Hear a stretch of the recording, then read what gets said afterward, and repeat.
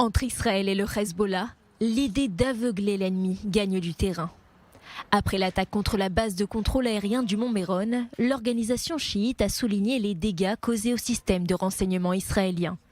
Une tentative de nuire aux capacités de l'armée de l'air et qui a échoué selon l'armée israélienne. Le Hezbollah a tiré hier soir contre la région du Nord. Le poste de contrôle aérien sur le mont Méron a été touché par ces tirs. Il m'est important de clarifier que ces dégâts seront réparés. Grâce aux préparatifs, l'unité continue à fonctionner aujourd'hui et est soutenue par d'autres unités. Nous étudions ce qui s'est passé et en tirons les leçons. Il n'y a pas eu de blessés lors de cette attaque. Jour après jour, une véritable guerre des caméras est menée à la frontière israélo-libanaise. D'une part, Tsahal et le Hezbollah diffusent les vidéos de leurs attaques respectives. D'autre part, ils tentent de nuire aux moyens d'observation ennemis. Mais cette nouvelle forme de guerre aurait débuté bien avant les combats actuels.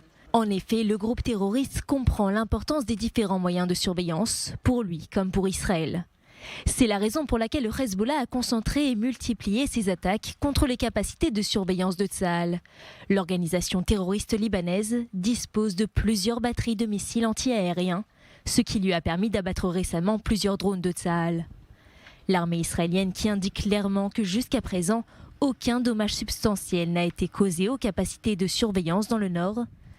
Tsahal, de son côté, détruit systématiquement les tours d'observation du Hezbollah, les drones de surveillance et élimine les terroristes à la frontière dont le rôle est d'espionner les mouvements des troupes israéliennes.